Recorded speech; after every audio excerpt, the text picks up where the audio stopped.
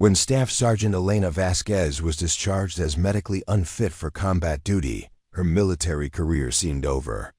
She had no idea that within 72 hours, her heroic rescue of 3 wounded soldiers under enemy fire would force the entire Army to question everything they thought they knew about who was truly fit to serve. Preparing and narrating this type of story took us long efforts and hard work. So if you are enjoying the story, please consider subscribing to our channel. The morning sun cast long shadows across the dusty training grounds of Fort Braxton as Elena Vasquez adjusted the weight of her rucksack and checked her watch.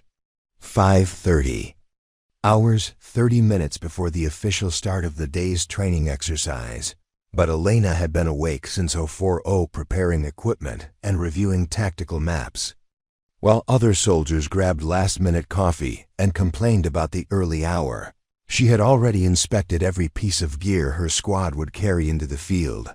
Elena had learned long ago that preparation was the difference between life and death in combat.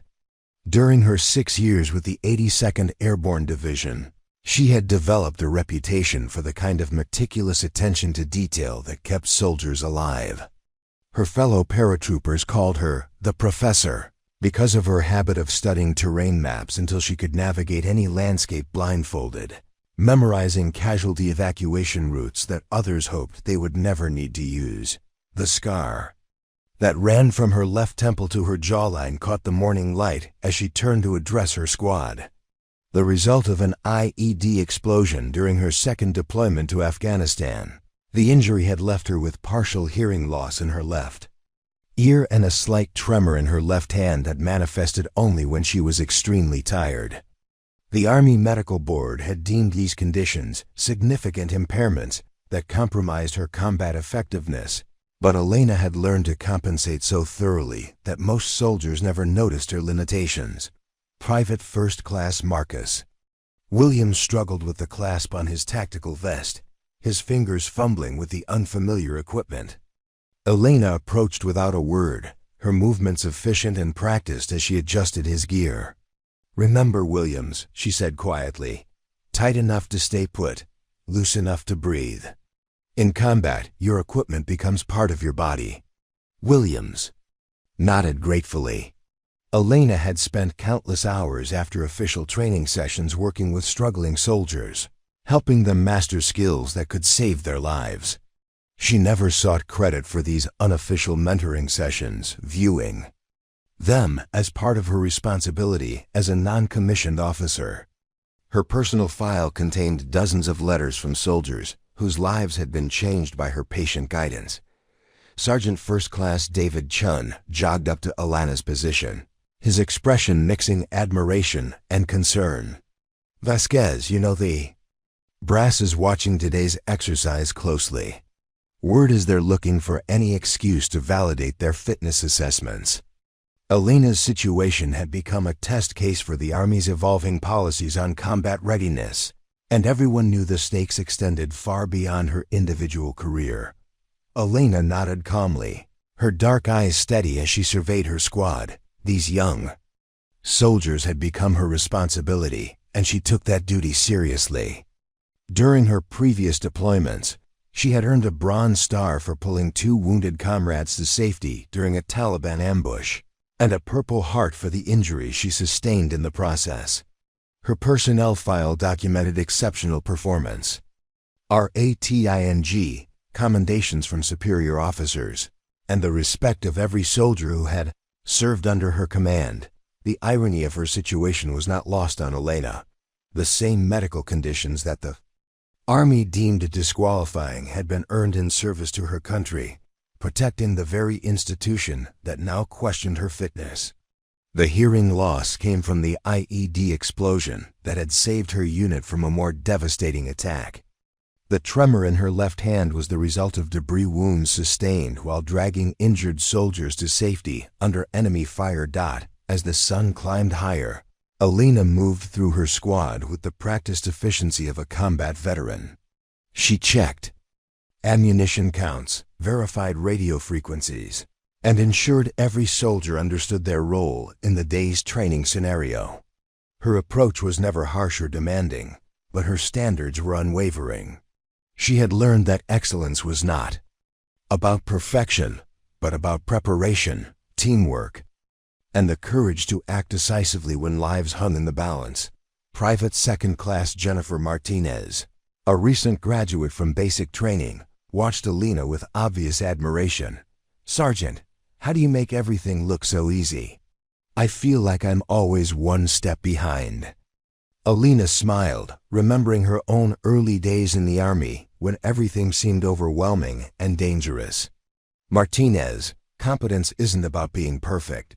It's about being prepared. Every skill you learn, every procedure you master, every mistake you learn from makes you better prepared for the moment when it really matters." Elena's voice carried the authority of someone who had faced those moments and survived them. The Army doesn't need heroes, it needs professionals. People who do their jobs well, take care of their soldiers, and never give up. The training exercise would test the squad's ability to navigate challenging terrain, establish defensive positions, and execute casualty evacuation procedures under simulated combat conditions. Elena had studied the exercise parameters extensively, identifying potential challenges and developing contingency plans that would keep her soldiers safe while accomplishing their mission objectives. As her squad prepared to move out, Elena felt the familiar mixture of anticipation and responsibility that came with leading soldiers into any situation, training, or combat. She had spent years earning the trust of her peers and subordinates through consistent excellence, quiet leadership, and unwavering dedication to the mission and the people who served alongside her. The morning air carried the sounds of military activity as units across Fort Braxton prepared for the day's exercises. Elena had participated in hundreds of similar training events, each one an opportunity to refine skills, test procedures, and build the cohesion that would prove critical in actual combat situations. She viewed training not as routine preparation, but as sacred responsibility to ensure her soldiers were ready for whatever challenges they might face. Elena's approach to military service had been shaped by her understanding that leadership was not about authority or recognition, but about service to others. She had never sought promotion for personal advancement, but had accepted increased responsibility because she understood that her experience and skills could save lives. Her personnel file contained testimonials from dozens of soldiers whose careers had been shaped by her mentoring, whose lives had been saved by her tactical expertise, and whose families had been protected by her unwavering commitment to bringing everyone home safely. The weight of her equipment felt familiar and comforting as Elena made final preparations for the exercise. Every piece of gear had been selected and maintained with the same attention to detail that characterized everything she did. Her rifle was cleaned and zeroed, her medical supplies organized and accessible, her communication equipment tested and functioning perfectly. In Elena's experience, the small details that others overlooked often determined the outcome of life and death situations. As the signal came to begin the exercise, Elena felt the familiar surge of focus and determination that had carried her through 6 years of military service.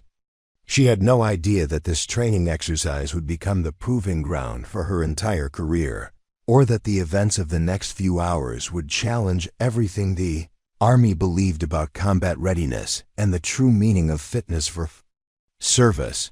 Fort Braxton had stood as a monument to military excellence for over 70 years, its red brick buildings and manicured parade grounds reflecting the Army's commitment to discipline and tradition. The sprawling installation housed the 82nd Airborne Division, one of the most elite units in the United States military, known for its rapid deployment capabilities and exceptional combat readiness. Within these walls, standards were not negotiable, and the margin for error was measured in lives lost or saved. The institutional culture of Fort Braxton operated on principles that had been refined through decades of warfare and peacekeeping operations. Chain of command was sacred, mission accomplishment was paramount, and the welfare of soldiers was the responsibility of every leader at every level. But beneath this surface of military precision, tensions simmered around evolving policies and changing definitions of what constituted combat readiness in a modern army. Colonel Rebecca Morrison had commanded the 3rd Brigade Combat Team for 18 months, arriving at Fort Braxton with a reputation for administrative efficiency and political acumen. Her office walls displayed her MBA from Harvard Business School alongside her military decorations, reflecting her belief that the Army needed to embrace modern management principles to remain relevant in an era of budget constraints and public scrutiny. Morrison viewed herself as a reform-minded leader, someone who would modernize outdated military practices and eliminate inefficiencies that compromised operational effectiveness. The colonel's morning briefings followed a rigid schedule that emphasized metrics, compliance, and adherence to newly implemented policies. Her staff officers had learned to present information in terms of statistical analyses and risk assessments, knowing that Morrison valued data-driven decision-making over the intuitive judgment that had traditionally guided military leadership.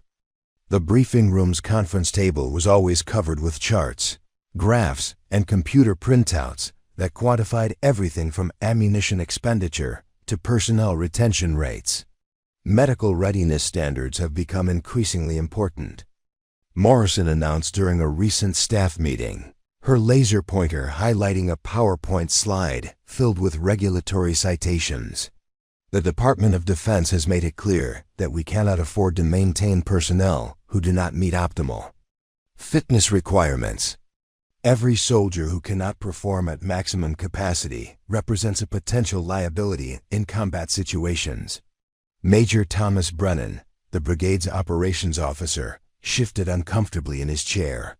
A veteran of 3 combat deployments, Brennan had served alongside Elena Vasquez in Afghanistan and had witnessed her exceptional performance under the most demanding conditions.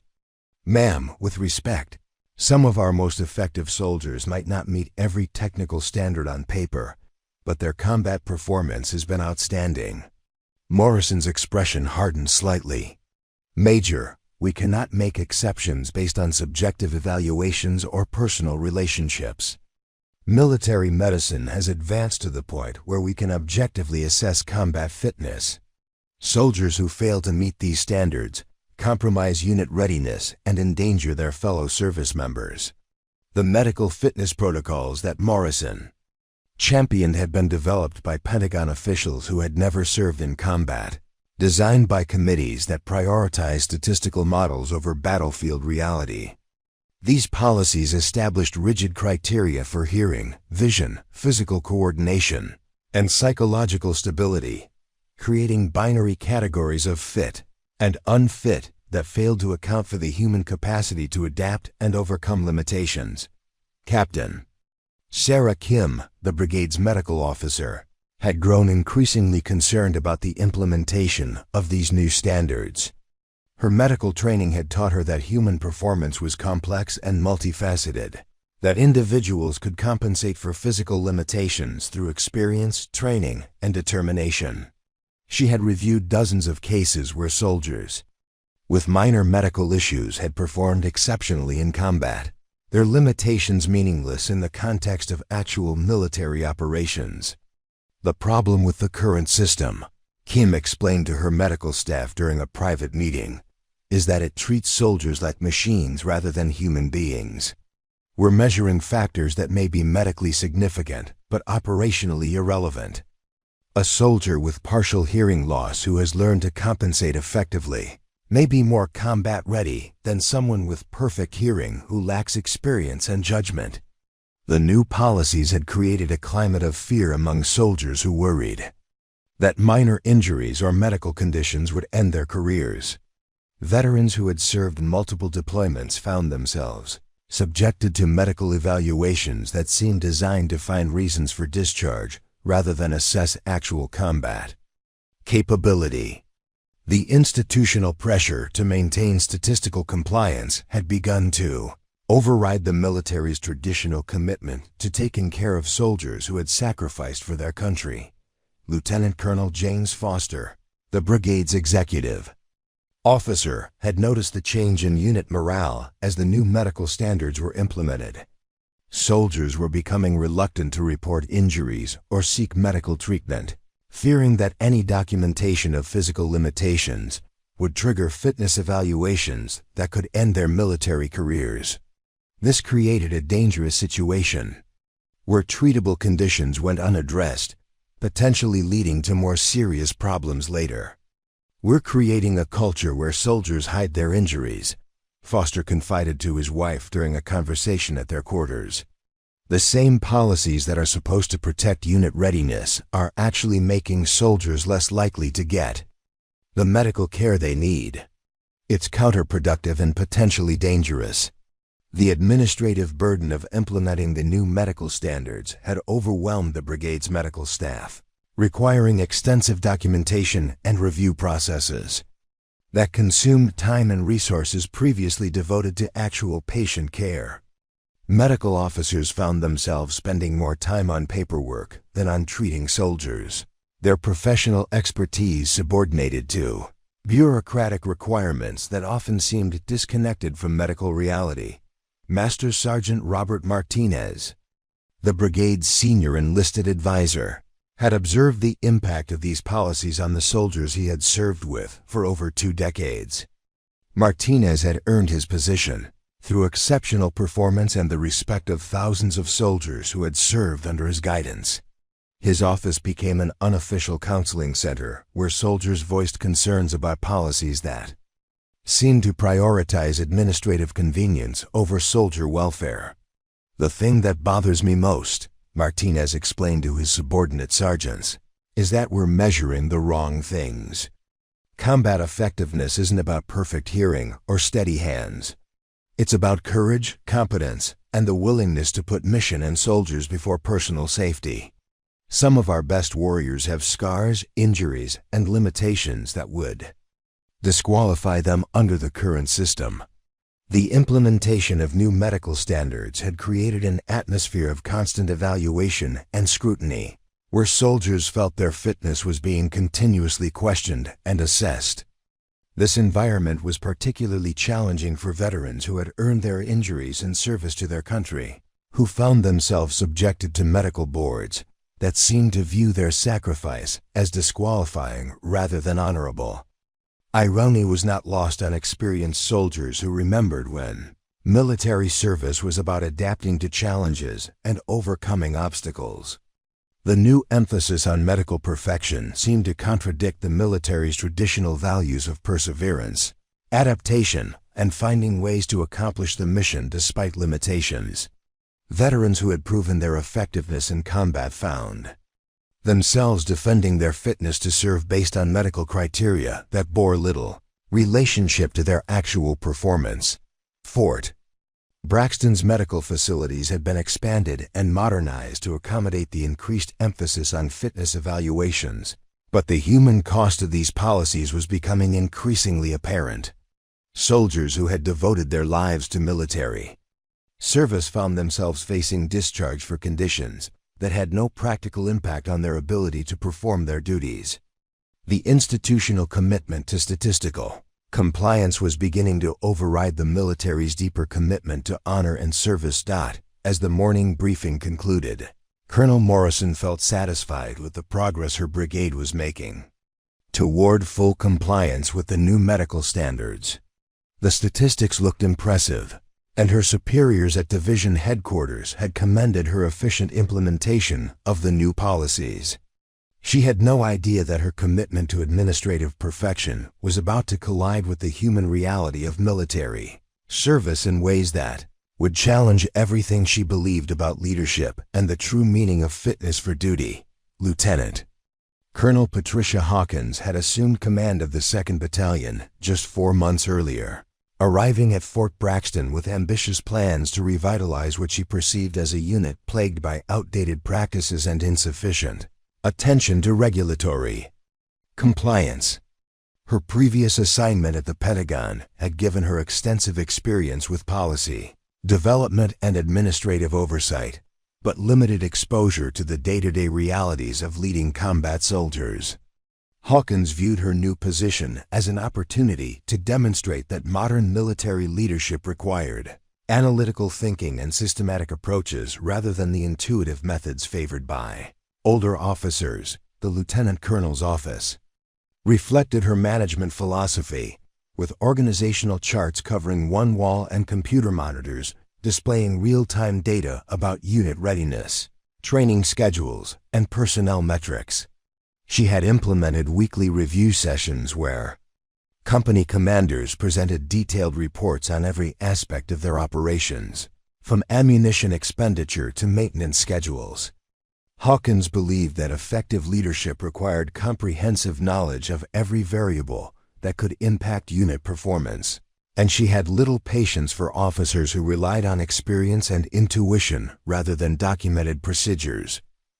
During her first month of command, Hawkins had conducted extensive reviews of personnel files, searching for areas where her battalion could improve its compliance with Army regulations and policies. She had identified several soldiers whose medical conditions placed them in gray areas of fitness standards, viewing these cases as opportunities to demonstrate her commitment to maintaining the highest possible readiness levels. The Pentagon.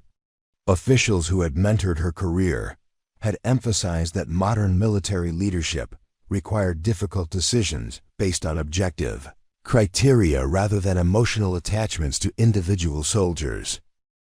Elena Vasquez's personnel file had immediately caught Hawkins' attention, not because of any deficiencies in performance, but because of the disconnect between her exceptional service record and her documented medical conditions. The file contained glowing performance evaluations, commendations from multiple superior officers, and testimonials from soldiers who credited Elena with saving their lives. But it also documented hearing loss and motor coordination issues that, according to current medical standards, should have disqualified her from continued service in a combat unit. How has this soldier remained in a combat position with these documented medical issues?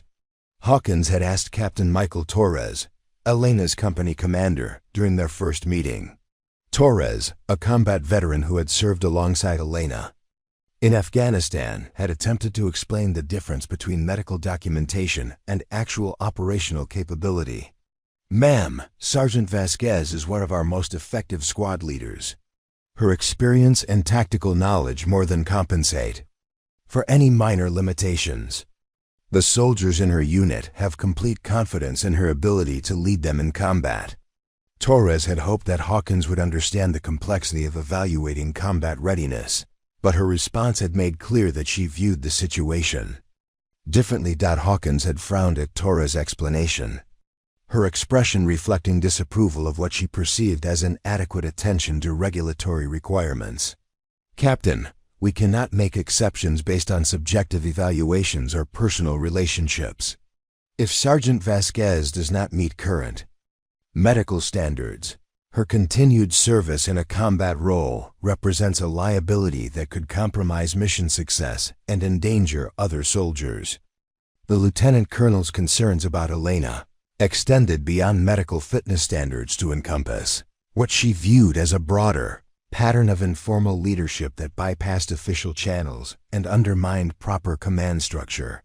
She had observed Elena's habit of mentoring junior soldiers after hours, her tendency to solve problems through personal intervention rather than administrative procedures, and her reputation among enlisted personnel as someone who would protect them from bureaucratic harassment.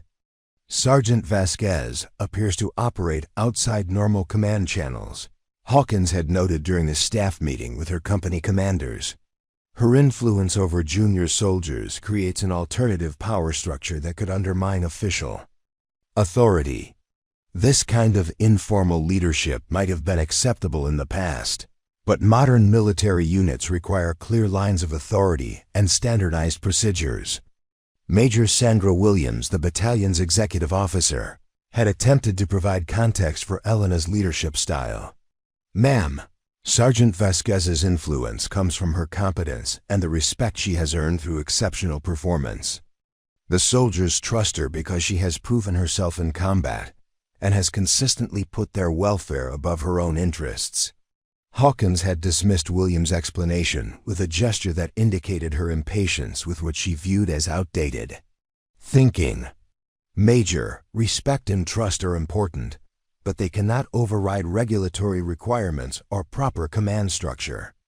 If we allow individual soldiers to operate based on personal relationships rather than official authority, we compromise the discipline and order that make military units effective. The first direct confrontation between Hawkins and Elena had occurred during a routine training evaluation, when Elena had modified a tactical procedure to account for terrain features that the standard protocol did not address. The modification had been tactically sound and had resulted in successful completion of the training objective, but it had violated the specific procedural requirements that Hawkins had established for her battalion. Sergeant Vasquez, you were instructed to follow the established protocol exactly as written, Hawkins had stated during the after-action review. Your deviation from these procedures, regardless of the outcome, represents a failure to follow orders and undermines the standardization that ensures consistent performance across all units. Elena had responded with the respectful professionalism that characterized all her interactions with superior officers, but her explanation had only deepened Hawkins' concerns about her approach to military service. Ma'am, the terrain required tactical modification to ensure the safety of my soldiers while accomplishing the mission. The standard protocol assumed conditions that did not match the actual situation we encountered. Hawkins had viewed Elena's response as evidence of the attitude problem she had suspected. Sergeant, orders are not suggestions that can be modified based on individual judgment. Military effectiveness requires discipline and compliance with established procedures. If every soldier decided to modify orders based on their personal assessment of the situation, we would have chaos rather than coordinated military action. The exchange had been observed by other soldiers in the training exercise, who had watched their respected squad leader being criticized for actions that had ensured mission success and soldier safety. The disconnect between Hawkins' emphasis on procedural compliance and Elena's focus on tactical effectiveness had created tension that extended throughout the unit. Following the training incident, Hawkins had begun conducting detailed reviews of Elena's previous actions, searching for patterns of behavior that she could characterize as insubordination or failure to follow proper procedures. She had requested copies of all after-action reports from Elena's deployments, interviewed soldiers who had served under her command, and consulted with medical officers about the implications of her documented injuries. I need to understand the full scope of this soldier's impact on unit discipline, Hawkins had explained to her staff officers. If she has been operating outside normal command channels, we need to document these instances and take appropriate corrective action. The reputation she has built among junior soldiers could be based on improper favoritism or failure to enforce standards. The Lieutenant Colonel's investigation had revealed exactly what she had expected to find. Numerous instances where Elena had solved problems through personal intervention rather than official procedures. Situations where she had prioritized soldier welfare over strict compliance with regulations, and a pattern of informal leadership that had earned her influence independent of her official position in the chain of command. Hawkins had interpreted these findings as confirmation of her suspicions about Elena's fitness for continued service. In her view, a soldier who operated outside established procedures, who commanded loyalty through personal relationships rather than official authority, and who had documented medical conditions that compromised her technical fitness represented multiple threats to good order and discipline. The evidence is clear, Hawkins had concluded during a private meeting with her executive officer. Sergeant Vasquez's continued service in this unit represents a risk that we cannot afford to accept. Her medical conditions, combined with her tendency to disregard established procedures, create conditions that could result in mission failure or casualties. We have an obligation to take action before her limitations cause serious problems. The lieutenant colonel had convinced herself that removing Elena from service would demonstrate strong leadership and protect the welfare of other soldiers. She had failed to understand that her interpretation of Elena's actions revealed more about her own insecurities and limitations than about Elena's fitness for duty. The collision between these two approaches to military service was about to create consequences that would extend far beyond either officer's individual career. The systematic campaign against Elena Vasquez began with subtle changes in daily procedures that appeared routine but were specifically designed to create opportunities for criticism and documentation. Lieutenant Colonel Hawkins had learned during her Pentagon assignment that the most effective way to remove problematic personnel was not through dramatic confrontations, but through patient accumulation of regulatory violations and performance concerns that would justify administrative action. The first modification came in the form of new reporting requirements that applied specifically to squad leaders with documented medical conditions. Elena found herself required to submit detailed daily reports on her physical condition, the status of her hearing aids, and any incidents where her documented limitations might have affected her performance. The reports were time-consuming and served no operational purpose, but failure to complete them would constitute violation of direct orders.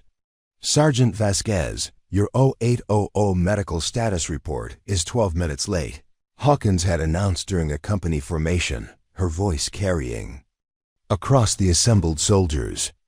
This kind of negligence in following simple administrative procedures raises serious questions about your attention to detail in more critical situations.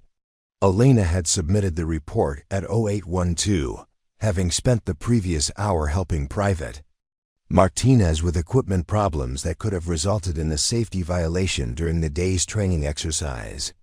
The choice between helping a soldier in need and meeting an arbitrary administrative deadline exemplified the impossible positions that Hawkins was creating, situations where Elena's commitment to soldier welfare would inevitably conflict with bureaucratic requirements.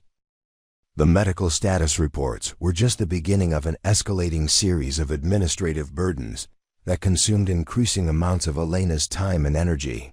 Hawkins had established new protocols for equipment inspections that required Elena to personally verify and document the condition of every piece of gear used by her squad, a task that typically took 3 hours and produced paperwork that no one would ever read. The inspections were scheduled at times that conflicted with Elena's informal mentoring sessions, forcing her to choose between compliance and the soldier development activities that had made her so effective. "Ma'am, these new inspection requirements are preventing squad leaders from conducting the training and counseling that our soldiers need," Captain Torres had pointed out during the commander's meeting. "We're spending more time on paperwork than on actually preparing our people for combat."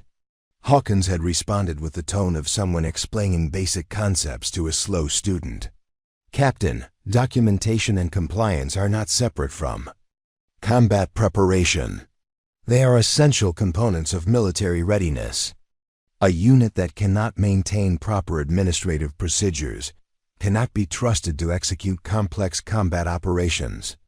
The lieutenant colonel had also implemented new training evaluation procedures that subjected Elena to constant scrutiny and assessment.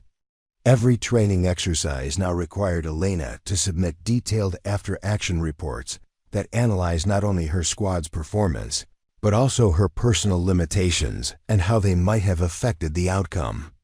These reports were reviewed by multiple levels of command and became part of a growing file that documented every minor issue or concern that could be identified. During a live-fire exercise, Elena had briefly removed her hearing protection to better communicate with a soldier who was struggling with his weapon system.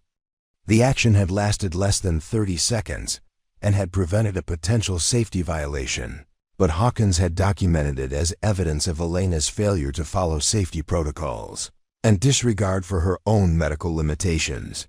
Sergeant Vasquez's decision to remove her hearing protection during live fire training demonstrates the kind of poor judgment that we cannot tolerate in combat leaders. Hawkins had written in her evaluation report, "Her documented hearing loss makes compliance with safety procedures even more critical, yet she chose to prioritize convenience over regulatory requirements." The evaluation had ignored the fact that Elena's action had prevented a serious accident and had been consistent with standard practices for range safety officers. Instead, it focused on the technical violation of procedures, creating a documented pattern of non-compliance that would support future administrative action. Elena's isolation from normal support systems had been achieved through a series of duty assignments that separated her from the informal networks that had previously provided her with information and advocacy. She was assigned to work shifts that prevented her from attending the informal gatherings, where soldiers shared information about command policies and potential problems. Her office was moved to a location that reduced her contact with other squad leaders and made it difficult for soldiers to seek her guidance outside of official channels. "Have you noticed that Sergeant Vasquez doesn't come to the NCO meetings anymore?" Sergeant First Class David Martinez had asked during the conversation with other squad leaders. "She's always got some special assignment or inspection that keeps her away from the group." Staff Sergeant Jennifer Walsh had observed the same pattern of isolation. "It's not coincidental. Every time there's something that would help her stay connected with what's happening in the unit, she gets pulled away for some administrative requirement. It's like they're trying to cut her off from any support." The administrative burden that Hawkins had imposed on Elena was consuming increasingly large portions of her time and energy, making it difficult for her to maintain the high standards of performance that had previously characterized her service. The constant requirement to document and justify every action had created a defensive mindset that was foreign to Elena's naturally proactive approach to leadership. "I feel like I'm spending more time protecting myself from administrative attacks than actually leading my soldiers," Elena had confided to her longtime friend and mentor, Master Sergeant Robert Martinez. "Every day brings new requirements that seem designed to trip me up rather than improve unit readiness." Martinez had recognized the systematic nature of what Elena was experiencing. "This isn't about improving performance or ensuring compliance. This is about building a case. Someone has decided that you're a problem, and they're using the system to create the evidence they need to justify getting rid of you." The impact of Hawkins' campaign extended beyond Elena to affect the morale and performance of the soldiers in her squad. They had begun to notice that their squad leader was being treated differently, subjected to requirements and scrutiny that did not apply to other leaders. This created an atmosphere of tension and uncertainty that undermined the unit cohesion that Elena had worked so hard to build. Private First Class Marcus Williams had observed the changes in his squad leader's demeanor and availability. "Sergeant Vasquez used to always have time to help us with training or personal problems. Now she's always rushing off to some meeting or inspection. It's like they're trying to keep her too busy to do her job." The psychological pressure of constant scrutiny and criticism was beginning to affect Elena's performance in ways that provided Hawkins with additional ammunition for her campaign. Elena found herself second-guessing decisions that she would normally make instinctively, worried that any deviation from strict procedural compliance would be documented and used against her. During a tactical exercise, Elena had hesitated for several seconds before modifying a standard procedure to account for unexpected terrain features. The modification had been tactically sound and had resulted in successful completion of the mission, but the hesitation had been noticed by evaluators and documented as evidence of uncertainty and indecision. Sergeant Vasquez's performance during the exercise showed signs of hesitation and lack of confidence, Hawkins had noted in her evaluation. This uncertainty could prove fatal in actual combat situations where decisive action is required. Her documented limitations may be affecting her ability to make rapid decisions under pressure. The evaluation had ignored the fact that Elena's final decision had been correct and had led to mission success. Instead, it focused on the momentary hesitation that had been caused by Hawkins' own campaign of harassment and intimidation. The Lieutenant Colonel was using the psychological effects of her systematic persecution as evidence of Elena's unfitness for duty. As the administrative pressure intensified, Elena found herself increasingly isolated from the informal support networks that had previously provided her with guidance and advocacy. Other soldiers were beginning to distance themselves from her, recognizing that association with someone who was clearly being targeted could damage their own careers. The systematic campaign was achieving its intended effect, creating a documented pattern of minor violations and performance concerns that would justify the administrative action that Hawkins was planning. Elena's reputation for excellence was being systematically undermined by a process that used bureaucratic procedures as weapons against someone whose only crime was being competent enough to make insecure leadership uncomfortable. The fabricated incident report landed on Colonel Morrison's desk on a Tuesday morning, accompanied by a formal memorandum from Lieutenant Colonel Hawkins that detailed what she characterized as a serious breach of safety protocols with potential implications for unit readiness.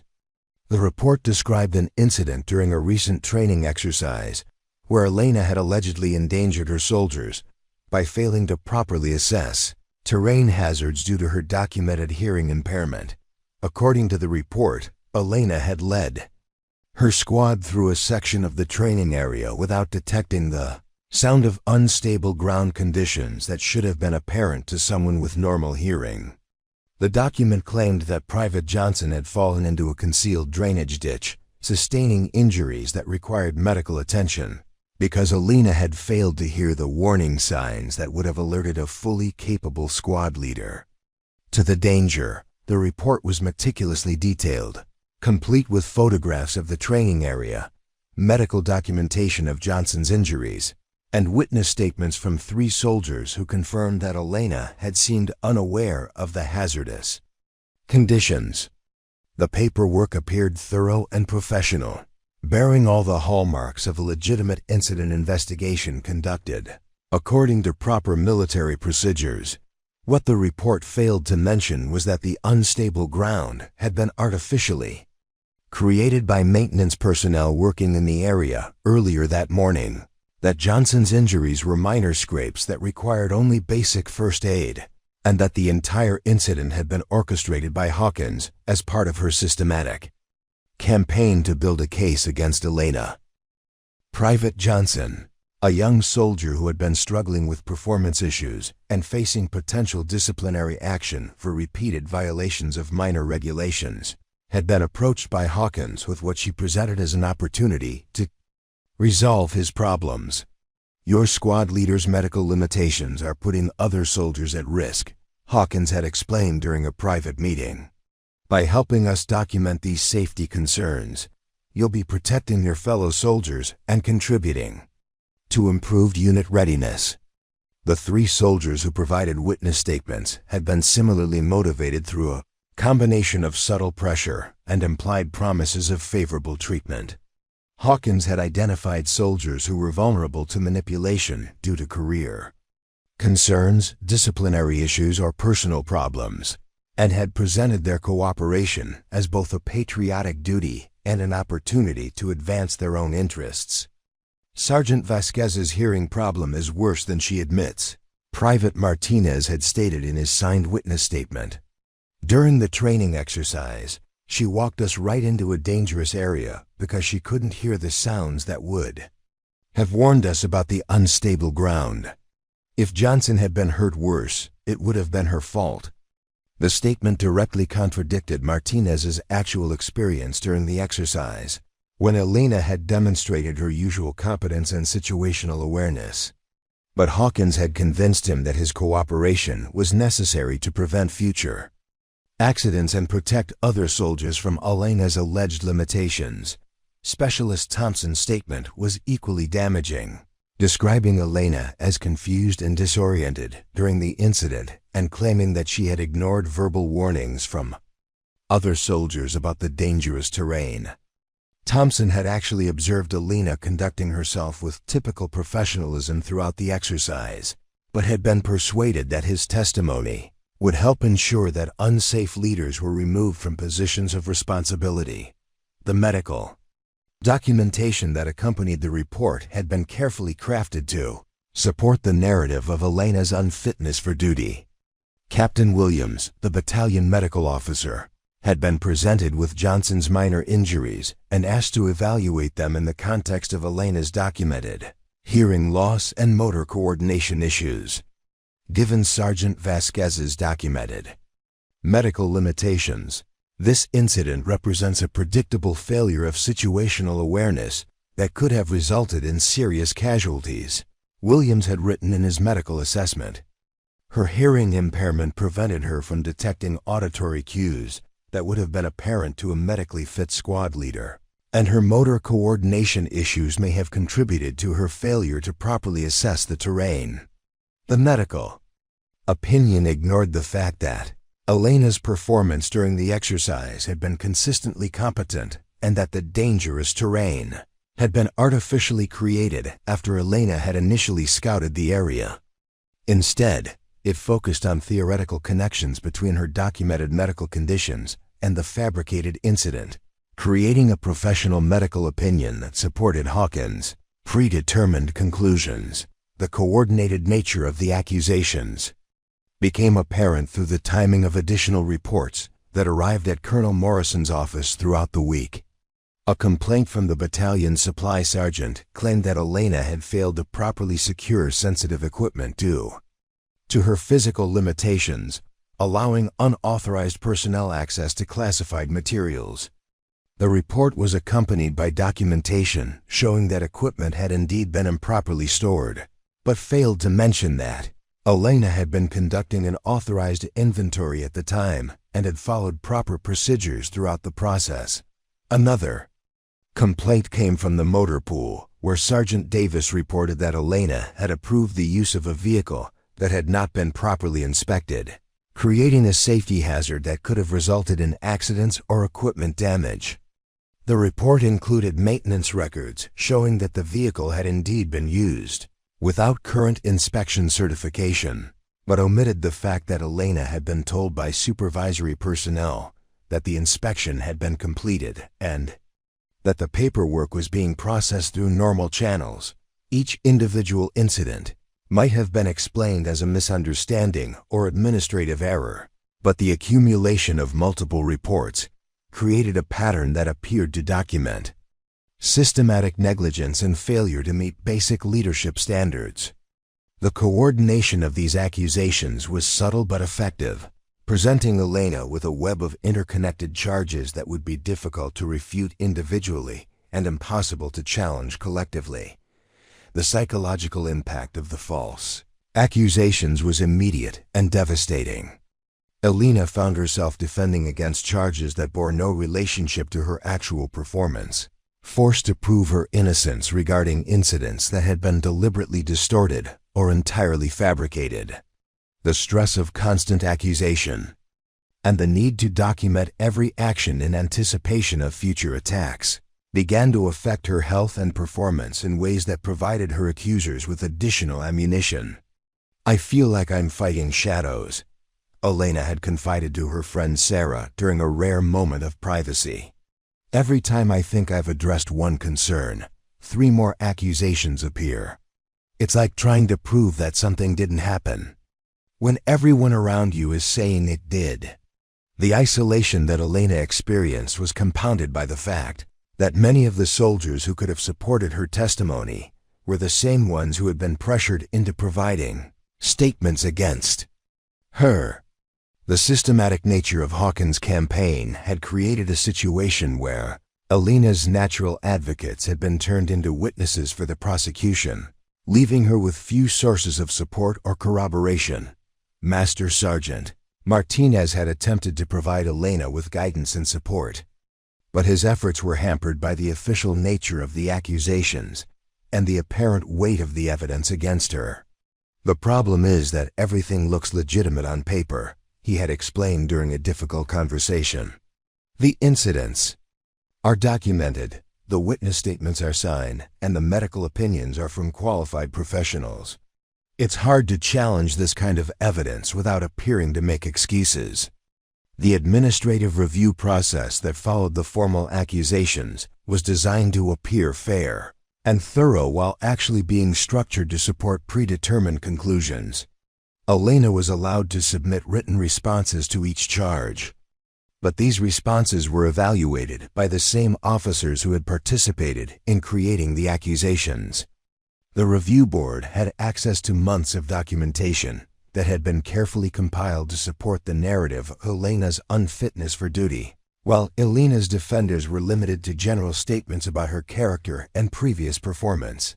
The weight of accumulated accusations had created a situation where Elena's guilt was assumed rather than proven, where her documented medical conditions were viewed as explanations for alleged failures rather than minor limitations that she had successfully overcome.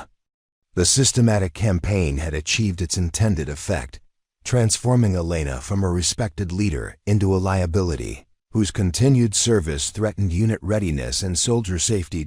As the formal review process continued, Elena realized that she was trapped in a system that had been designed to justify her removal rather than determine the truth about her fitness for duty. The false accusations had created a narrative that was more powerful than facts, a story that explained her alleged failures in terms that reinforced existing prejudices about medical limitations and combat readiness. The formal fitness for duty hearing convened at 0800 hours on a gray October morning in Colonel Morrison's conference room, with Elena seated at a small table facing a panel of 3 officers who would determine her military fate.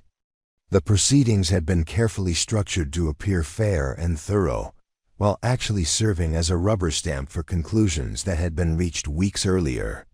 Elena wore her dress uniform with all ribbons and decorations properly displayed, her bearing military straight, despite the weight of injustice pressing down on her shoulders. Colonel Morrison served as the presiding officer, flanked by Major Richardson from the Inspector General's office and Captain Stevens from the Judge Advocate General's Corps. The table before them was covered with files, reports, and documentation that represented months of systematic evidence gathering, designed to support Elena's removal from service. The atmosphere was formal and intimidating, designed to emphasize the seriousness of the charges and the authority of those who would render judgment. "Sergeant Vasquez," Colonel Morrison began, her voice carrying the cold authority of someone who had already made up her mind. "You are here today because multiple incidents have raised serious questions about your fitness for continued service in a combat leadership position. The evidence before this board indicates a pattern of performance deficiencies directly related to your documented medical limitations." Elena listened as the charges were read in clinical detail, each accusation presented as established fact, rather than allegation. The fabricated incident during the training exercise was described as a preventable accident caused by failure to maintain proper situational awareness. The supply room incident was characterized as negligent handling of sensitive equipment resulting from physical limitations.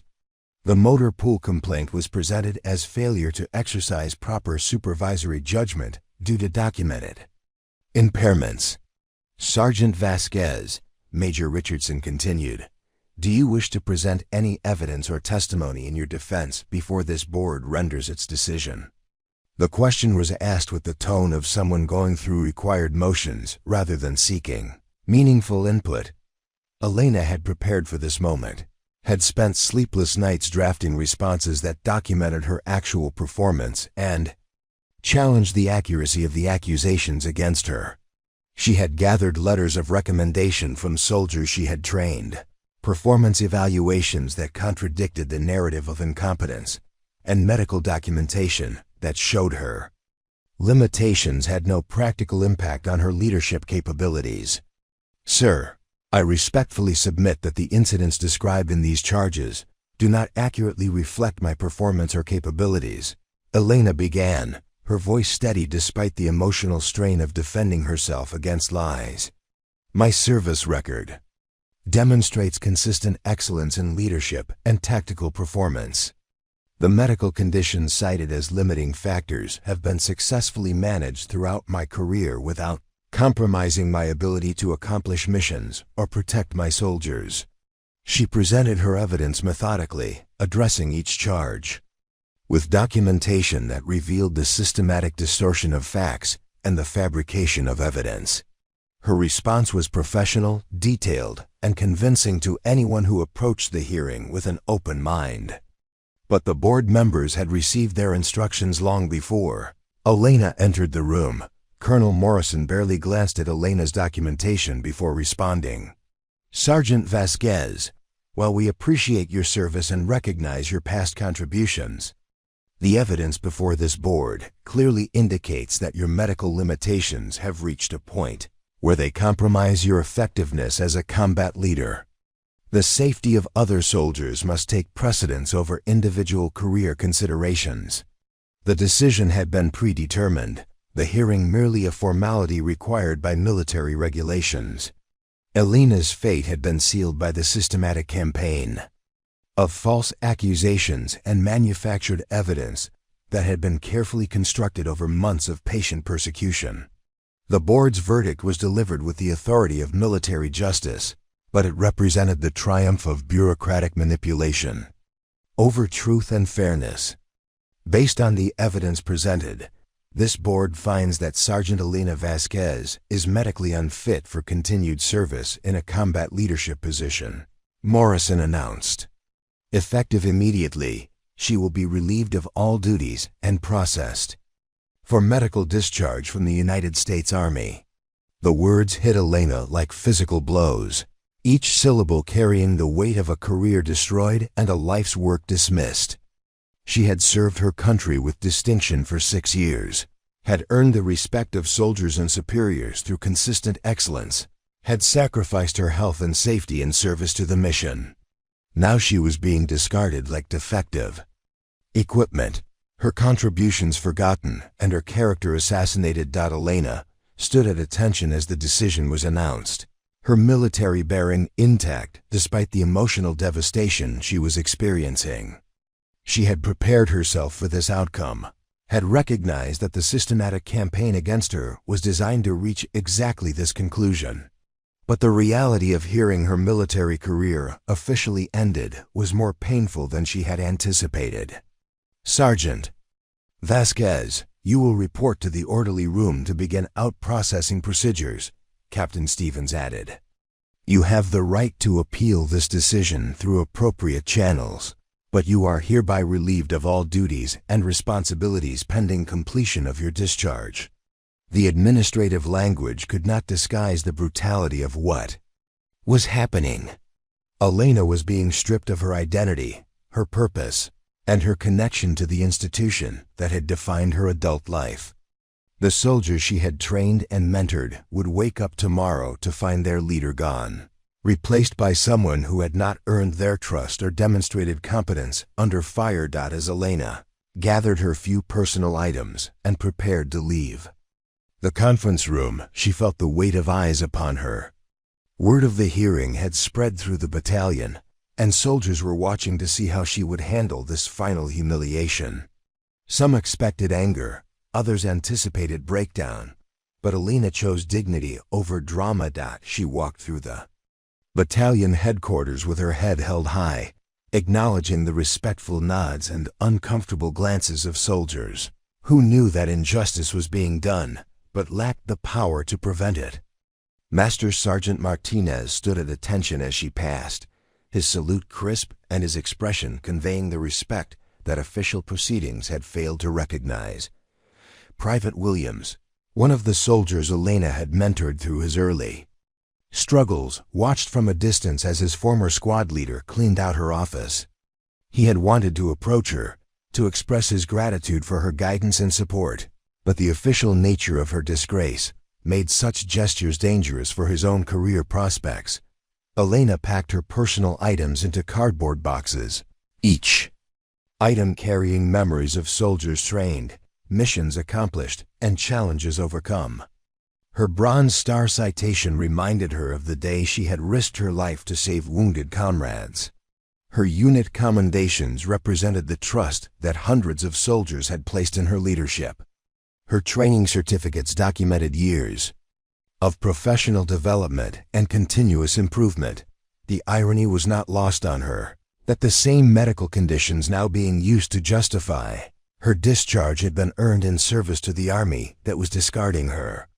The hearing loss had resulted from her proximity to an IED explosion while leading a patrol in Afghanistan. The motor coordination issues stemmed from injuries sustained while dragging wounded soldiers to safety under enemy fire. Her sacrifices for the institution were now being characterized as disqualifying impairments. As Elena carried her boxes toward the parking lot, she passed groups of soldiers who had gathered to witness her departure. Their faces reflected a mixture of anger, sadness, and confusion about the events that had led to this moment. Many of them had served under Elena's leadership and knew firsthand that the accusations against her bore no relationship to her actual performance. The October wind carried the sounds of normal military activity as Elena loaded her belongings into her car. Training exercises continued, formations assembled, and the business of military life proceeded as if nothing significant had happened. But the soldiers who watched her leave understood that something fundamental had been damaged, that the system they served had failed to protect one of its most dedicated members. Preparing and narrating this type of story took us long efforts and hard work. So if you are enjoying the story, please consider subscribing to our channel. Elena drove away from Fort Braxton with her military career officially ended, her reputation destroyed by lies, and her future uncertain. She had no idea that within hours her quiet dignity in the face of injustice would inspire events that would force the entire army to confront the difference between authority and leadership, between bureaucratic compliance and actual competence. Gray skies seemed to mirror the institutional failure that had just occurred, but Elena's character remained intact. She had lost her position, her career, and her place in the military community, but she had not lost her integrity or her commitment to the principles that had guided her service. The storm was gathering, and Elena Vasquez was about to discover that sometimes the most powerful victories come from the ashes of apparent defeat. The emergency call came at 13:47 hours on Elena's final day of out-processing, just as she was completing the last administrative requirements for her medical discharge. The sharp blast of the installation's emergency siren echoed across Fort Braxton, followed immediately by the crackling voice of the base commander over the installation-wide communication system. All available medical personnel and emergency responders report to Training Area Charlie immediately. We have multiple casualties from a training accident. Elena was walking across the main post area when the announcement came, her final paperwork tucked under her arm as she headed toward the personnel office to complete her separation from the Army. The sound of the emergency siren triggered an automatic response that 6 years of military service had ingrained in her nervous system. Without conscious thought, she found herself moving toward the sound of military vehicles racing toward the training area. Training Area Charlie was located 3 miles from the main post, a rugged section of terrain used for advanced combat exercises and live-fire training. As Elena approached the area, she could see smoke rising from beyond a ridgeline and hear the distant sounds of emergency vehicles and shouted commands. Her rational mind told her that this was no longer her responsibility, that she was officially discharged and had no authority to involve herself in military operations. The scene that greeted Elena when she reached the emergency site was chaos controlled by military training and professional competence. An armored vehicle had rolled during a training exercise, trapping 3 soldiers beneath its bulk and creating a fire hazard that prevented rescue teams from approaching the wreckage. The vehicle had come to rest in a depression that made it impossible for standard recovery equipment to reach the trapped soldiers. Captain Torres, Elena's former company commander, was coordinating the rescue effort with the grim efficiency of someone who understood that minutes could mean the difference between life and death. "We need to stabilize the vehicle before we can attempt extraction," he was explaining to the assembled emergency responders. "The angle of the roll puts it in an unstable position, and the fuel leak creates additional hazards." Elena assessed the situation with the tactical awareness that had been developed through years of combat experience and training.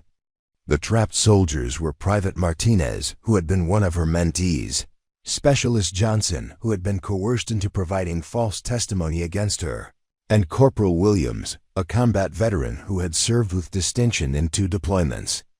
All 3 were conscious but injured, their voices audible from beneath the overturned vehicle. The rescue plan being developed by the emergency response team was methodical and safe, but it would require at least 45 minutes to implement. Elena could see that the soldiers' injuries were serious enough that they might not survive the time required for conventional rescue procedures. Martinez appeared to have suffered crushing injuries to his legs. Johnson was showing signs of internal bleeding, and Williams was experiencing difficulty breathing that suggested possible chest trauma. "We need to get them out now," Elena said quietly to Captain Torres, her voice carrying the authority of someone who had faced similar situations in combat. "Martinez is going into shock. Johnson needs medical attention, and Williams may have pneumothorax. They don't have 45 minutes. Torres looked at Elena with the conflicted expression of someone who respected her judgment, but was constrained by the circumstances of her discharge. "Elena, you're not authorized to be here. You've been relieved of all duties and responsibilities. I can't allow you to participate in this operation." Elena understood the impossible position that Torres was in, but she also understood that 3 soldiers were dying while bureaucratic procedures prevented their rescue. "Captain, I'm not asking for authorization. I'm telling you that those soldiers need immediate extraction, and I'm going to provide it." The fuel leak had created a slick surface that made the conventional approach dangerous for rescue personnel wearing full protective equipment. But Elena's smaller size and her familiarity with the terrain from previous training exercises gave her advantages that the official rescue team lacked. She moved toward the overturned vehicle with the deliberate precision of someone who had calculated the risks and accepted the consequences. "Elena, stop!" Torres commanded, his voice carrying the authority of military rank and the desperation of someone who saw disaster approaching. "You're not trained for this kind of extraction. You could make the situation worse." Elena paused at the edge of the depression, her eyes meeting Torres with the calm certainty of someone who had found her purpose in a moment of crisis. "Captain, I've pulled wounded soldiers out of worse situations than this. These are my people, and I'm not going to let them die because of administrative procedures." The approach to the overturned vehicle required Elena to navigate unstable debris and slippery terrain while avoiding the fuel leak that had created additional hazards. Her hearing aids, which the Army had deemed disqualifying for combat service, allowed her to communicate with the trapped soldiers and coordinate their extraction. The slight tremor in her left hand, which medical boards had characterized as a limitation, proved irrelevant as she used both hands to move debris and create access to the trapped soldiers. "Martinez, I need you to stay conscious and help me with your extraction," Elena called to the trapped private, her voice carrying the calm authority that had made her such an effective leader. "Johnson, I'm going to get you out first because your injuries need immediate attention. Williams, I need you to help support Johnson when I move him." The extraction of the first soldier required Elena to crawl partially under the unstable vehicle, using her body as a lever to create space for Johnson's removal. The procedure was dangerous and unconventional, but it was effective. Elena's combat experience had taught her that sometimes the most technically correct approach was not the most practical solution to life-threatening situations. As Elena emerged from under the vehicle with Johnson in her arms, the assembled emergency responders fell silent. The soldier she was carrying was unconscious and bleeding, but he was alive and breathing. Her uniform was torn and stained with fuel and blood, but her movements were steady and controlled. The medical personnel immediately took Johnson, began emergency treatment that would save his life. Elena's return to extract. Martinez required her to go deeper under the unstable vehicle, where the crushing weight of the armored hull had trapped the young soldier's legs. The extraction was more complex and dangerous, requiring her to use improvised tools and techniques that drew upon her combat experience and her understanding of battlefield medicine. "Hang on, Martinez," Elena whispered as she worked to free his trapped legs. "You're going to be okay. Just stay with me." Her voice carried the confidence of someone who had faced death before and had the courage to challenge it again. The extraction of Martinez took longer and required Elena to make multiple trips under the unstable vehicle. Each time she emerged with evidence of his injuries, the medical personnel were better prepared to provide immediate treatment. Her systematic approach to the rescue was saving not just Martinez's life, but ensuring that his injuries would not result in permanent disability. Williams was the most difficult extraction because his position under the vehicle required Elena to virtually disassemble part of the wreckage to create space for his removal. The work was physically demanding and dangerous, but Elena's determination and tactical knowledge made it possible. When she finally emerged with Williams in her arms, the assembled crowd erupted in spontaneous applause. 3 soldiers who had been minutes away from death were now receiving medical treatment that would save their lives. Elena stood in the midst of the emergency scene, her uniform destroyed and her body exhausted, but her eyes bright with the satisfaction of mission accomplished. She had proven that her medical limitations were irrelevant when measured against her competence, courage, and commitment to the soldiers she served. The unprecedented response began immediately, as soldiers throughout the emergency scene began to understand what they had witnessed. The woman who had been deemed medically unfit for service had just accomplished a rescue that the officially qualified emergency responders had been unable to perform. The first witness to Elena's heroic rescue was Staff Sergeant Michael Chun, who had been documenting the training exercise when the accident occurred. His camera had captured the entire sequence of events, from the initial emergency response to Elena's systematic extraction of the 3 trapped soldiers. The footage showed her calm competence under pressure, her tactical awareness in navigating the hazardous terrain, and her effective communication with the trapped soldiers. Despite her documented hearing limitations, Chun immediately understood the significance of what he had recorded. The woman who had been discharged for medical unfitness had just performed a rescue that trained emergency responders had been unable to accomplish. His footage contradicted every assumption about Elena's capabilities and raised serious questions about the validity of the charges that had ended her military career. "This changes everything," Chun told his friend, Sergeant Rodriguez, as they reviewed the footage together. "Look at her movements, her decision-making, her ability to assess the situation and take decisive action. Does this look like someone who's medically unfit for service?" The video footage quickly spread through unofficial channels, passed from soldier to soldier on personal devices and shared through social media platforms. Within hours, hundreds of people throughout Fort Braxton had seen evidence that directly contradicted the official narrative about Elena's unfitness for duty. The rescue had been witnessed by dozens of soldiers who could testify to Elena's exceptional performance under the most demanding conditions. Private First Class Marcus Williams, one of the soldiers Elena had saved, was the first to speak publicly about what had happened. From his hospital bed, with his injuries still being treated, Williams provided a detailed account of the rescue that challenged everything the Army had concluded about Elena's capabilities. Sergeant Vasquez saved my life, Williams told anyone who would listen. I was trapped under that vehicle, hurt bad, and the official rescue team couldn't get to us. But she came in there like it was just another training exercise. She was calm, professional, and completely in control. She talked to us the whole time, kept us conscious, and got us out one by one. I wouldn't be alive right now if it wasn't for her. Williams' testimony was particularly powerful because it came from someone who had no reason to fabricate his account.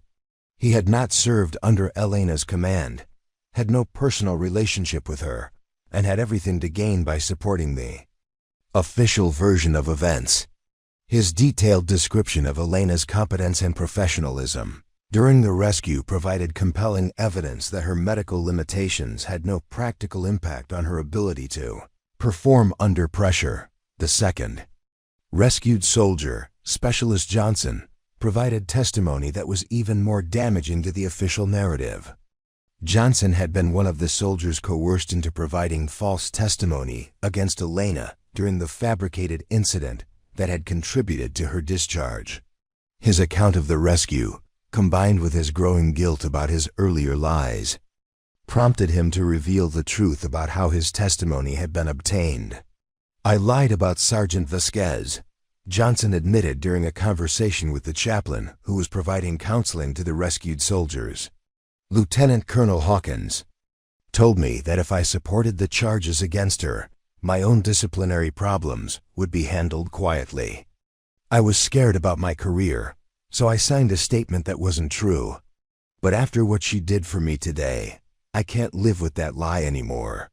Johnson's confession opened the floodgates for other soldiers who had been pressured into providing false testimony.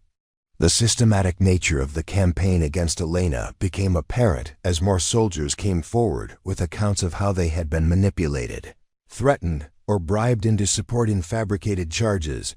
Private Martinez, who had also been rescued by Elena, provided additional testimony that revealed the extent of the deception. The incident they used to justify her discharge never happened the way they said it did, Martinez told investigators. There was no dangerous terrain, no failure to assess hazards, no injuries caused by her hearing problems. The whole thing was staged to make her look incompetent. The investigation that followed Elena's heroic rescue was led by Colonel Sarah Mitchell from the Inspector General's office, who had been called in to review the circumstances surrounding Elena's discharge.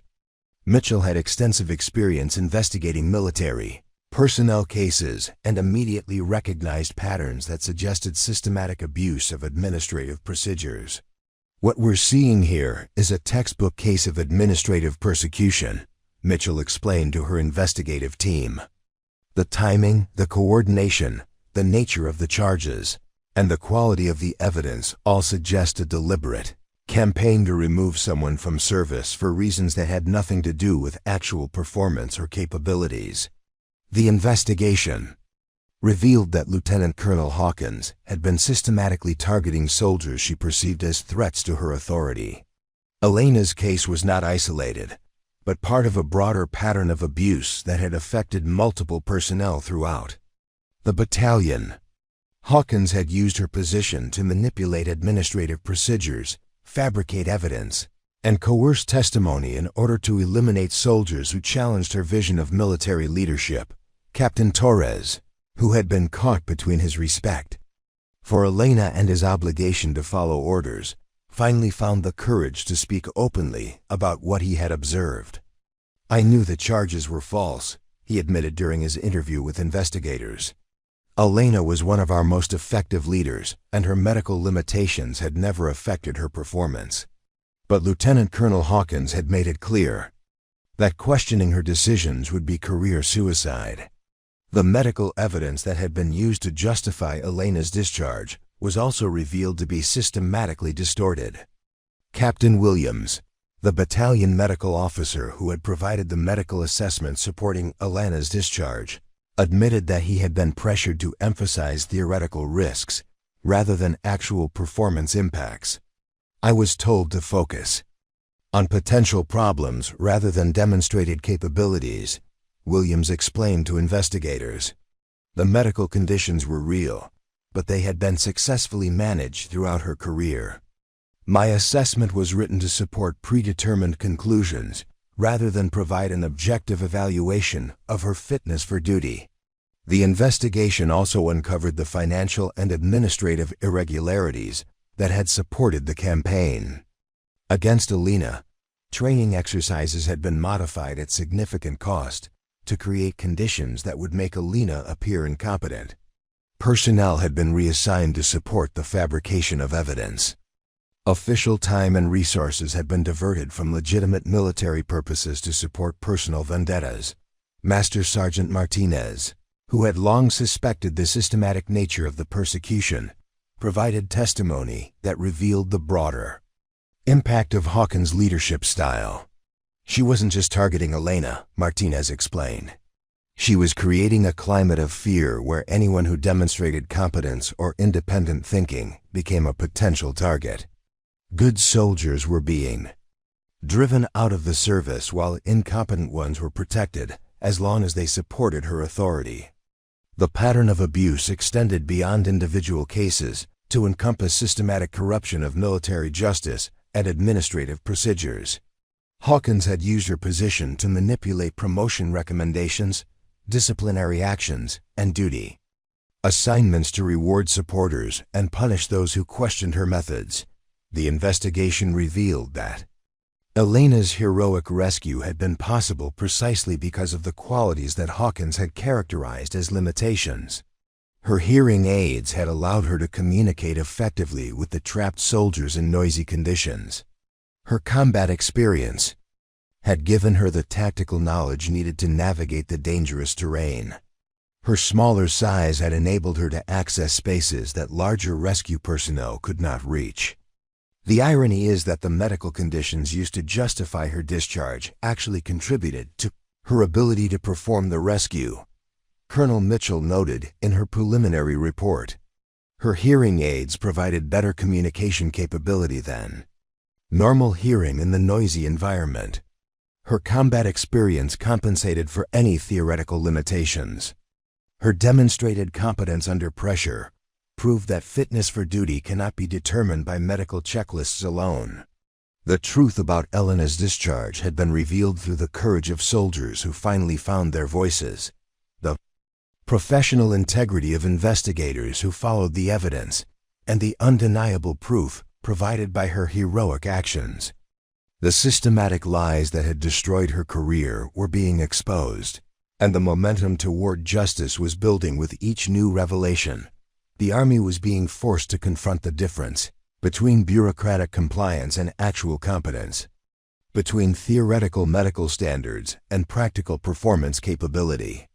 Elena's rescue had not only saved 3 lives, but had also triggered a reckoning that would challenge fundamental assumptions about military leadership and the true meaning of fitness for service. The emergency session of the Army Review Board convened at 0600 hours on a Monday morning, just 72 hours after Elena's heroic rescue had exposed the systematic corruption that had destroyed her military career.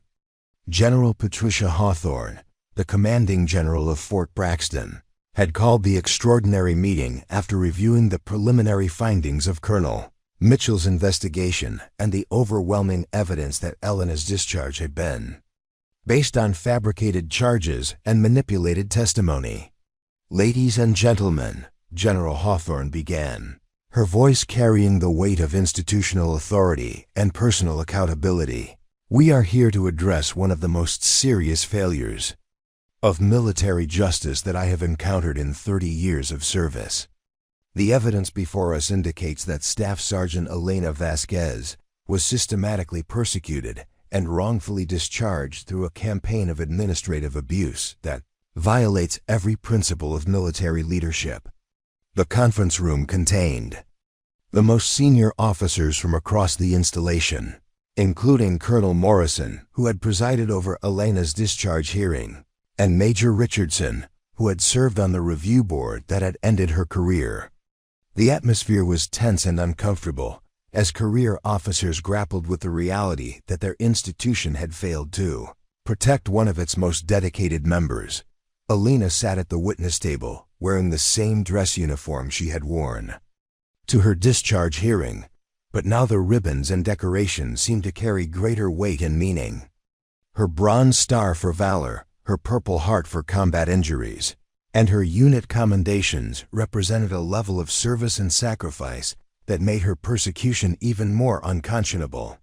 Sergeant Vasquez, General Hawthorne continued, on behalf of the United States Army, I offer you a formal apology for the injustices you have suffered. Your service record demonstrates exceptional competence, courage, and dedication. Your recent actions in rescuing 3 soldiers prove beyond any doubt that you are not only fit for duty, but represent the highest standards of military professionalism.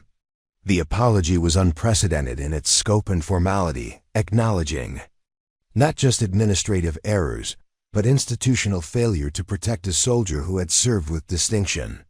Elena listened with quiet dignity, her expression reflecting the complex emotions of someone who had endured systematic persecution and was now receiving the vindication she had never expected. The Army hereby reinstates you to full active duty with the rank of Staff Sergeant, General Hawthorne announced. All negative documentation related to your discharge will be expunged from your personnel file. You will receive full back pay and benefits for the period of your wrongful separation. Additionally, you are being recommended for promotion to Sergeant First Class and awarded the Soldier's Medal for your heroic actions during the rescue operation. The reinstatement represented more than personal vindication for Elena. It was a statement that the Army would not tolerate the abuse of administrative procedures to destroy competent soldiers. The systematic campaign that had been used against her would be exposed and dismantled, with appropriate consequences for those who had participated in her persecution. Lieutenant Colonel Patricia Hawkins was escorted into the hearing room under military guard, her uniform stripped of insignia and her career effectively ended. The investigation had revealed the full extent of her systematic abuse of authority, including the fabrication of evidence, coercion of testimony, and manipulation of administrative procedures to target soldiers she perceived as threats to her authority. Lieutenant Colonel Hawkins, General Hawthorne stated, her voice cold with professional disapproval, "You are hereby relieved of all duties and responsibilities pending court-martial proceedings. The charges against you include conduct unbecoming an officer, abuse of authority, obstruction of justice, and conspiracy to deprive a soldier of her constitutional rights." The court-martial that would follow would expose the full scope of Hawkins' corruption, revealing that Elena's case was part of a broader pattern of abuse that had affected multiple soldiers throughout the battalion. The investigation had uncovered evidence of systematic retaliation against competent personnel, manipulation of performance evaluations, and the use of administrative procedures as weapons against those who challenged her authority. Colonel Morrison, who had presided over Elena's discharge hearing, faced immediate relief from command and referral to a board of inquiry that would determine whether her failure to protect Elena constituted criminal negligence or merely professional incompetence. Her career was effectively ended, her reputation destroyed by her willing participation in the systematic persecution of a subordinate.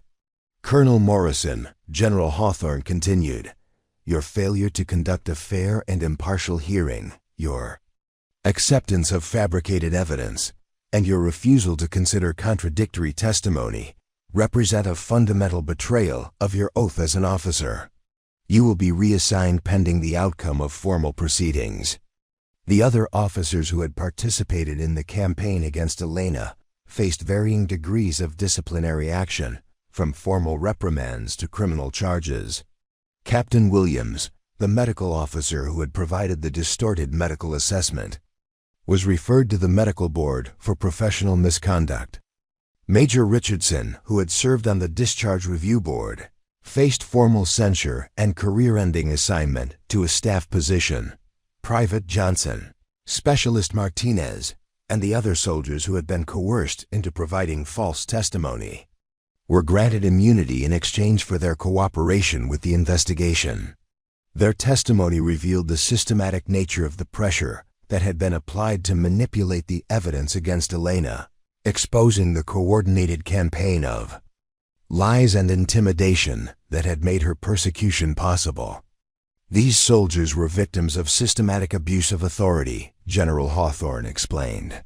They were placed in impossible positions where cooperation with false charges was presented as necessary for their own survival. Their willingness to now tell the truth demonstrates the courage that the Army values and protects. The investigation had also revealed the broader impact of Hawkins' leadership style on unit morale and performance. Multiple soldiers came forward with accounts of harassment, intimidation, and retaliation that had created a climate of fear throughout the battalion. The systematic persecution of competent personnel had driven talented soldiers out of the service, while protecting incompetent ones who supported the corrupt leadership. Master Sergeant Martinez, who had attempted to support Elena throughout her ordeal, was commended for his moral courage and professional integrity. Sergeant Martinez represents the best traditions of the non-commissioned officer corps, General Hawthorne noted. His willingness to speak truth to power, even when it was dangerous for his career, exemplifies the leadership that makes our Army strong. Elena's rescue of the 3 trapped soldiers had not only saved lives, but had also triggered a comprehensive review of medical fitness standards and discharge procedures. The Army announced the formation of a special commission to evaluate current policies and ensure that medical limitations were assessed based on actual performance rather than theoretical risks. The Elena Vasquez case demonstrates that our current medical fitness standards may be excluding qualified personnel based on criteria that have no practical relevance to job performance, General Hawthorne explained. We will implement comprehensive reforms to ensure that medical evaluations focus on actual capabilities rather than abstract limitations. The Commission's work would result in new policies that required actual performance evaluations before medical discharge, mandatory review of cases involving combat veterans, and protection for soldiers who reported administrative abuse. The reforms would prevent future cases of systematic persecution and ensure that medical limitations were evaluated in the context of demonstrated competence. Elena's promotion to Sergeant First Class was accompanied by assignment to the Warrior Transition Unit, where she would help other soldiers navigate medical evaluations and administrative challenges. Her experience with systematic persecution and her demonstrated competence under pressure made her uniquely qualified to advocate for soldiers facing similar challenges. Sergeant First Class Vasquez will serve as a mentor and advocate for soldiers dealing with medical issues and administrative challenges, General Hawthorne announced. Her experience and expertise will help ensure that other soldiers receive fair treatment and that their service is properly valued. The Soldiers' Medal ceremony was attended by hundreds of soldiers from across Fort Braxton, including the 3 men whose lives Elena had saved. The medal recognized not just her heroic actions during the rescue, but her courage in maintaining her integrity throughout the systematic persecution that had nearly destroyed her career. As Elena stood at attention, while the medal was pinned to her uniform, she felt the weight of vindication and the satisfaction of justice served. The Army had acknowledged its failure, punished those responsible, and implemented reforms to prevent similar injustices. Her quiet dignity during the darkest period of her life had inspired institutional change that would protect future soldiers from the kind of systematic abuse she had endured. The ceremony concluded with spontaneous applause from the assembled soldiers, a recognition of Elena's courage and a commitment to the principles of integrity and justice that make military service meaningful. The Army had been forced to confront the difference between bureaucratic compliance and actual competence, and Elena's vindication represented a victory for every soldier who had chosen service over self-interest. 18 months after Elena's vindication, the Warrior Transition Unit at Fort Braxton had become a model program for the entire Army, with Sergeant First Class Elena Vasquez serving as its senior non-commissioned officer and primary advocate for soldiers facing medical evaluations and administrative challenges. Her office walls displayed letters from hundreds of soldiers whose careers had been saved through her intervention, testimonials from medical professionals who had learned to assess capability rather than limitation, and photographs from training programs that had transformed how the Army evaluated fitness for duty. Elena's daily routine now included reviewing cases of soldiers facing medical discharge, providing guidance to commanders dealing with personnel issues, and training medical officers on the proper assessment of combat fitness. Her unique perspective as someone who had survived systematic persecution while maintaining exceptional performance made her an invaluable resource for identifying and preventing administrative abuse. The key is to remember that every soldier is more than their medical file, Elena explained to a group of newly assigned medical officers during a training session. Physical limitations don't determine capability. Performance under pressure, dedication to mission, and commitment to fellow soldiers matter more than perfect hearing or steady hands. Our job is to evaluate actual effectiveness, not theoretical risks. The training programs Elena had developed focused on practical assessment techniques that measured real-world performance rather than clinical standards. Soldiers with medical limitations were evaluated through comprehensive performance reviews that included input from peers, subordinates, and superiors who had observed their actual capabilities. The new protocols had resulted in retention of dozens of experienced soldiers who would have been discharged under previous standards. Lieutenant Colonel Sarah Chun, who had replaced the disgraced Hawkins as battalion commander, had implemented Elena's recommendations throughout her unit and had seen remarkable improvements in morale and performance. Elena's approach has revolutionized how we think about soldier capabilities, Chun reported to division headquarters. We're making decisions based on demonstrated competence rather than administrative convenience, and the results speak for themselves. The 3 soldiers Elena had rescued had become powerful advocates for the policy changes she had inspired. Private Martinez, now promoted to specialist, had recovered fully from his injuries and frequently spoke about how Elena's actions had changed his understanding of true leadership. "She saved my life twice," Martinez would tell anyone who would. "Listen, first when she pulled me out from under that vehicle, and second when she showed me that real strength comes from taking care of others, not from following rules blindly." Specialist Johnson, whose false testimony had contributed to Elena's original persecution, had become one of her most dedicated supporters. His guilt about his earlier lies had motivated him to become an advocate for integrity and accountability within the military justice system. "Elena forgave me for what I did to her, and then she saved my life," Johnson explained during a congressional hearing on military personnel policies. That's the kind of leader the Army needs to protect and promote. Corporal Williams, the combat veteran Elena had rescued, had been inspired by her example to pursue a career in military counseling.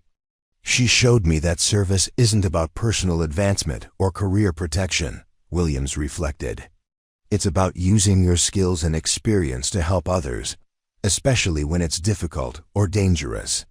The policy changes Elena had advocated for had spread throughout the Army, with installations across the country implementing similar programs for evaluating soldiers with medical limitations. The Vasquez Protocols, as they had become known, required comprehensive performance assessments before medical discharge, mandatory review of cases involving combat veterans, and protection for soldiers who reported administrative abuse. General Hawthorne, who had overseen Elena's vindication, had been promoted to Deputy Chief of Staff for Personnel and had made Elena's case a centerpiece of broader reforms in military personnel management. The Elena Vasquez case taught us that our greatest weakness isn't in our equipment or tactics, but in our failure to recognize and protect excellence, Hawthorne explained during a Pentagon briefing. We cannot afford to lose talented soldiers because of administrative prejudice or bureaucratic convenience. The congressional hearings that followed Elena's case had resulted in legislative changes that required independent review of medical discharge cases, created whistleblower protections for soldiers reporting administrative abuse, and established new standards for evaluating combat fitness.